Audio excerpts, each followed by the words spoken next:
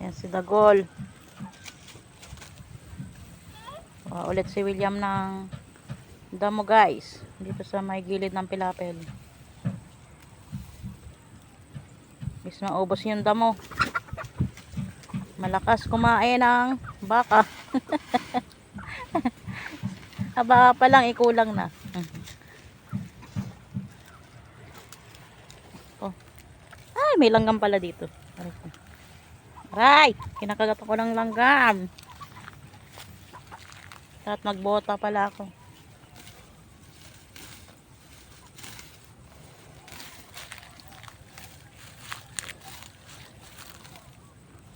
O, diba makapal?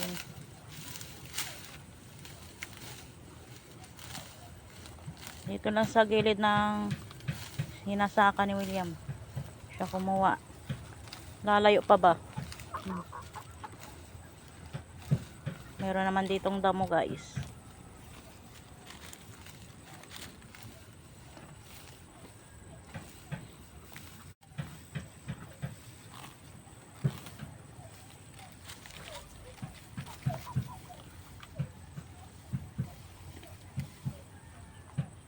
Parang ang dami yata ng damo ng ano, palay.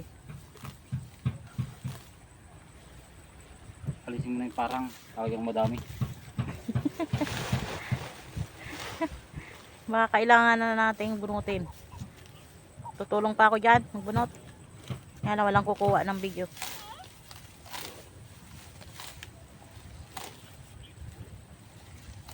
Wala kang cameraman. Parang. Ito yung mga yung dalawang kambing, baka. Pinasol naman siya ulit dito.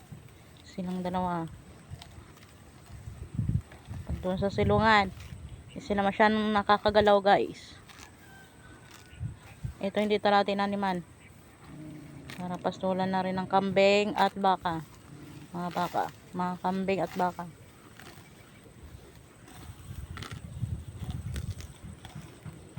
Dito naman, dito lang tinaniman ng palay ni William. Dito sa kanyang boss. Boss sa lupa. Oh, baka akala nyo guys, sa amin to Hindi. Wala kaming pagmamay-ari ditong lupa guys. May pagmamay-ari lang kami sa paso. Baka naman guys. Ay, gano'n eh. Baka may gusto mag-sponsor. Joke.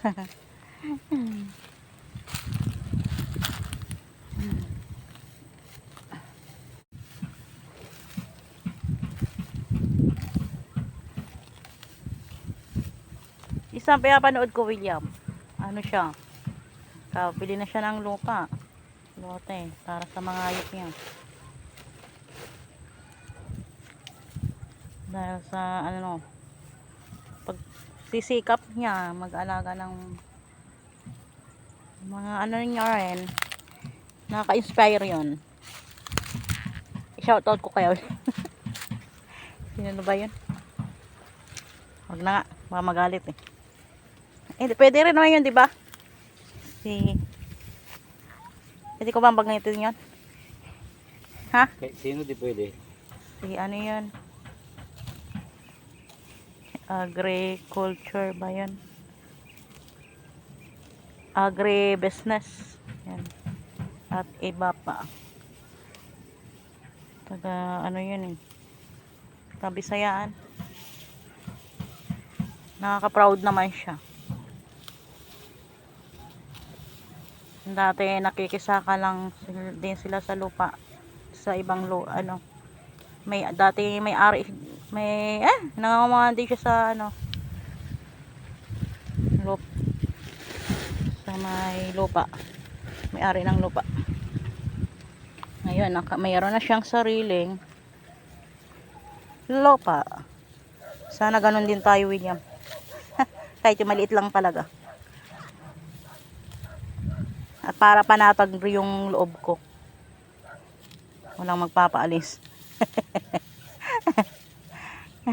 Siyempre, sarili natin. Sino ba? Ano naman? Sarili natin paalisin.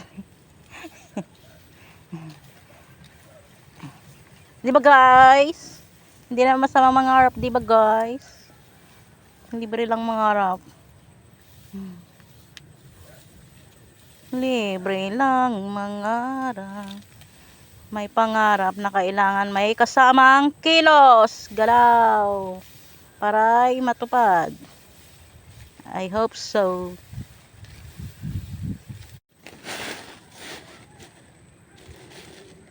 Kasi pagman.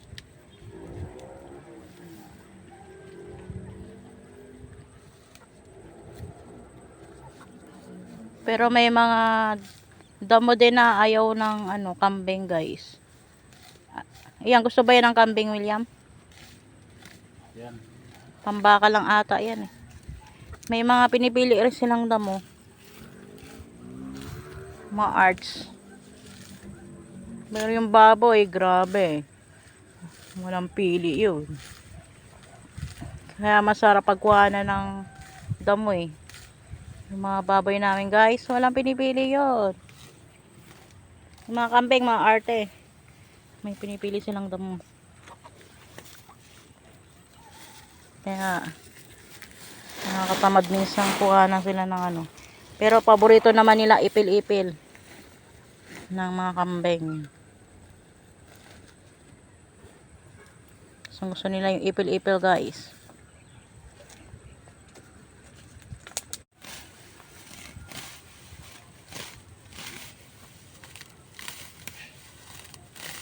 Sipag lang. Pag nasa bukid ka talaga, sipag at tiyaga. Kailangan 100% ay 100 times ang sipag. Kasi maraming umaasang mga alagang hayop. Marami. Kala mo dami talaga. Kunti pa lang yung mga alaga namin guys eh. Kailangan mo pa rin talang 100 times na sipag pagkukuha ng damo pag nakakain nila. Yung dalawang baka, sa dalawang baka pa lang nako, lakas sa isang sakong damo kulang pa yan, parang kulang pa William sa mga baka. Dalawang sako di kulang. Yun nga.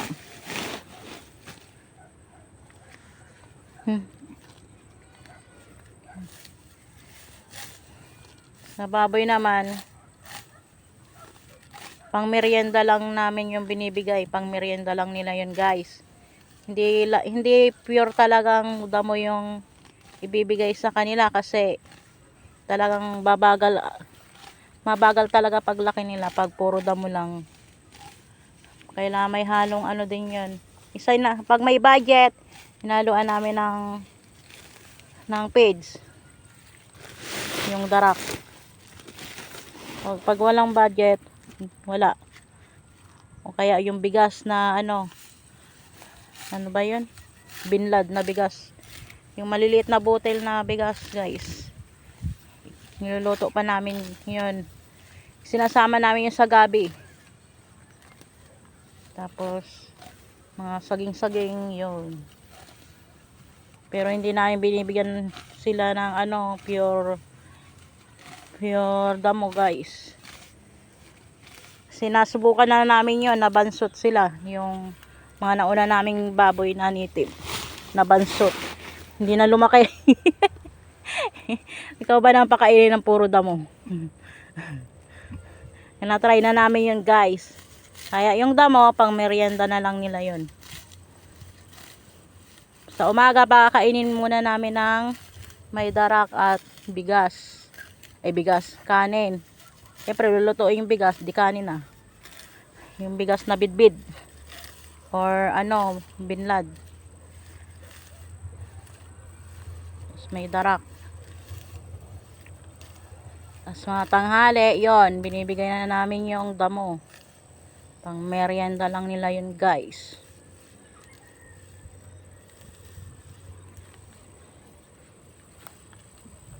Banda. Hindi na yata sumusunod si Nasaan na si pala? Sino na ba yun? Si Bruno. Hindi na sumunod si Bruno ah.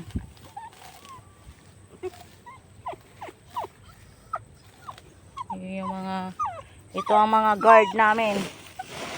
Guard dog. Si Bandam. At yun naman si Rambo, yung isang itim. Dalawa sila, magkapatid yan.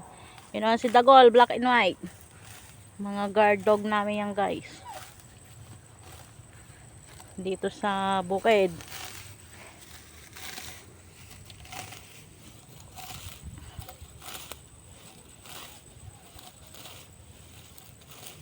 Ay ko, kinakagat na ako dito.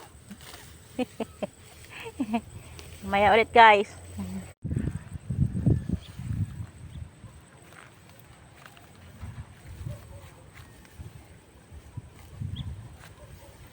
Ito yung mga gusto ng baboy. Bunga-bunga kung tawagin. Dito sa Pangasinan is, ano yan? Mani-mani. Mani-mani ba yun ano? Oh. Tagalog daw, bunga-bunga. Bunga-bunga.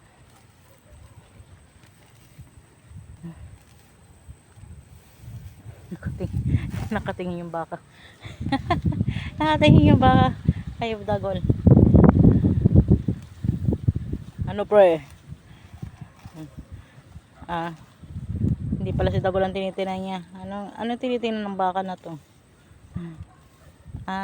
Ako ba? Tinitingnan mo? Gusto makipag-usap. Mabait yung baka ni William. Pagdadaan ako doon sa sa kanila eh. Talang tatabi sila. Ang bait. Pag magpapakain ako ng baboy. Mabait din talaga yung mga baka.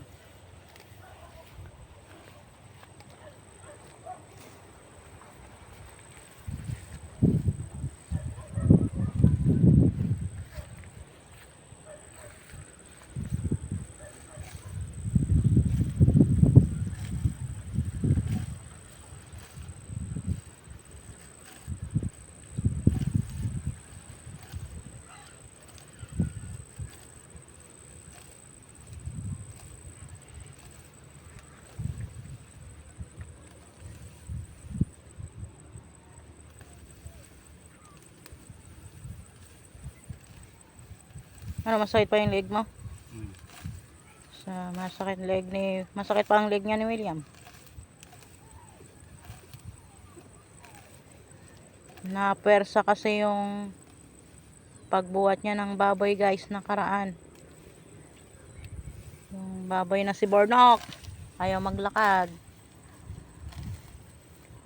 Yung inuwi na sa amin galing sa paglalahi inahin. Kaya napersa yung balikat ni William, tapos yung leeg niya ay sumakit daw. So, ang bigat nun eh. Pati yung yung bakal na yun na pinangkarga kay Bornok, mabigat din yun guys. Yung bakal yun eh. Kaya mabigat talaga. Tiniis niya lang. Punta na ngayong buhay mambubukid.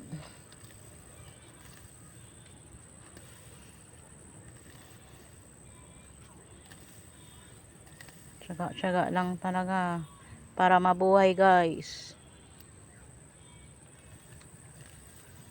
Kasi pag tatamad-tamad ka, gutom ang abot mo. Mahirap naman umasa sa meron. Tsaka hindi kami umaasa sa iba talaga. Kailangan kumayod habang malakas. Pero kayod ng kayod sa bukid. Kung kumita man eh, parang hangin lang guys dumaan sa palad. At least okay na yon kaysa wala. Paano kikita? 11 pesos yung isang kilo ngayon na palay. Ayan o, yung bagong harvest. Oh, grabe. 11 daw yung isang kilong Yung 1 kilo ng palay daw guys. Grabe. Magbebenta ka pa ba ito sa atin? William? Di na.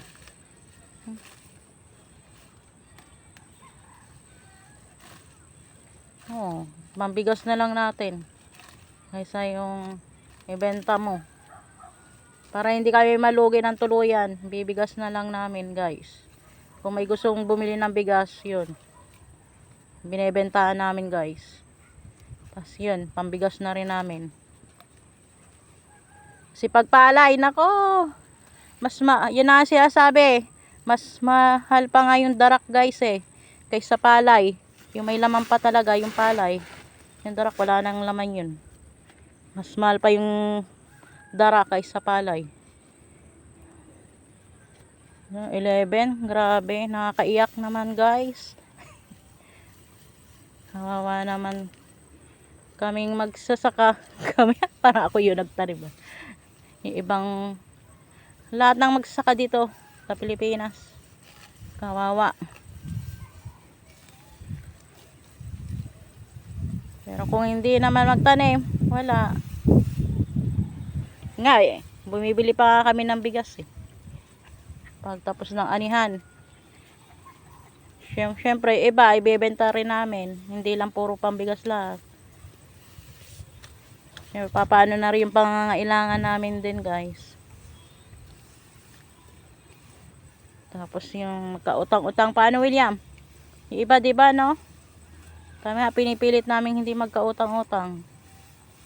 Kasi mahirap magbayad.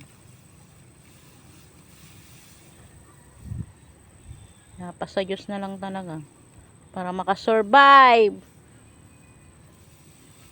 Ay, may mga nag-ani na dyan. Grabe, kawawa naman yung ano. Tapos, ang mahal-mahal pa ng abono.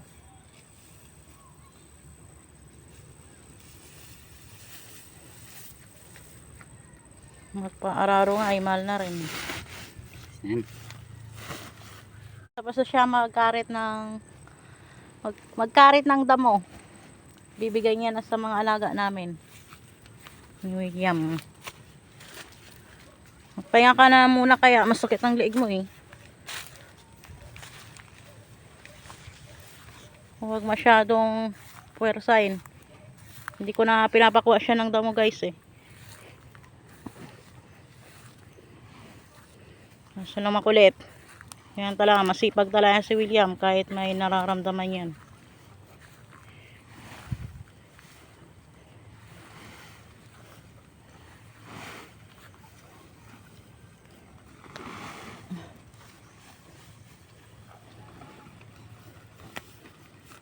Kung tatanungin nyo, kaya ko rin naman yung kumuha ng damo. Kaso lang ayaw niya, siya na lang daw ang kukuha. Kumukuha din ako ng damo guys. Pero pag hindi niya talaga kaya, ako na mismo talagang kukuha guys. Kaya kami tulungan talang dalawa. Sino pa bang magtutulungan? Kaming dalawa lang dito.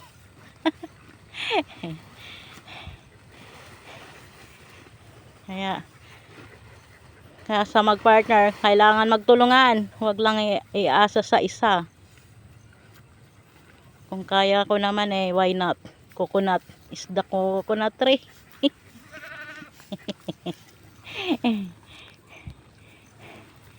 Yung sa kambing, hinabigay mo na. Sa baka pa lang yan. Sa baka pa lang yan guys. Hindi, meron pa naman silang nakakain dyan na damo yung kambing. Hoy, magpahinga ka na lang muna. Isa. Kulit mo talaga. Mamaya lalong yung sumakit. Kukuha ng kulang ng konti. Yung Kambing. kuha pa daw siya. Yung konti daw yan sa kambing. At yan, sa isang sako sa baka lang yun guys.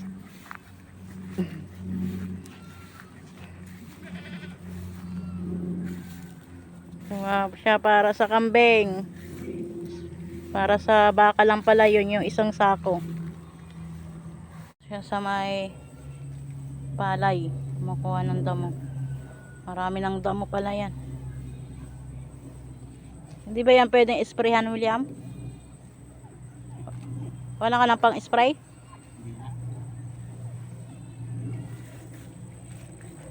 Sa bagay, papakinabangan pa yan ng mga ano, kambing. Papakinabangan pa yan ng mga alaga namin guys, yung damo. Pag masipag ka lang talagang kumuha, siya ka magbunot dito sa palayan. Tulungan mo pa yung palay. Kasi nag-aagawan sila ng sustansya yan eh, pag hindi tatanggalin yung damo sa palay guys. Kaya ang ginagawa ngayon ni William, tinatanggalan niya ng damo yung palay guys.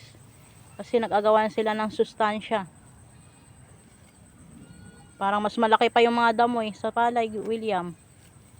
Dapat pala na agad nating ano yan, bunutin. At mabunot talaga yan.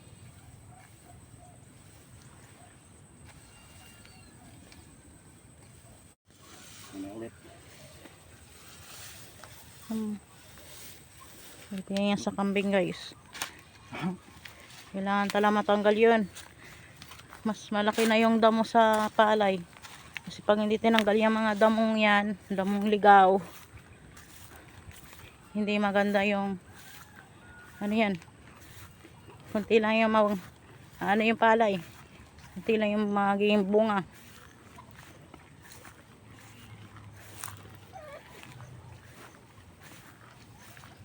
Ayan yung kambing, yung baka. Ay! At doon sa isa, binigay na ni William sa isang kambing. At doon naman sa bagong panganak. May anak.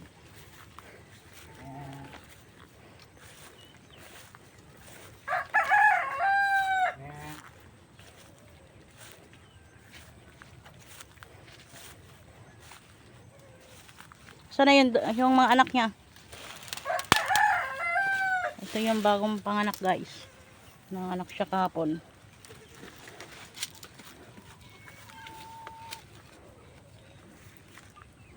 Okay guys. Ayun, nasa yung mga anak niya. Ito yung isa. Yung dalawa yung anak, kotak-kotak.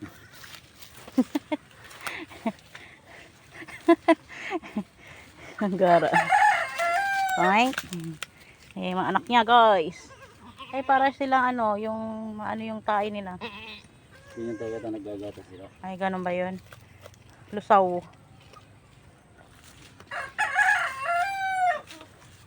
Hoy, magdede na kayo sa nanay nyo. Para ano. Sige guys. Mamaya pag nakakain na namin. Sige guys, salamat sa iyong panonood. Paki-subscribe na lang kay William Tamayo Mayugba. God bless sa iyong lahat. Bye!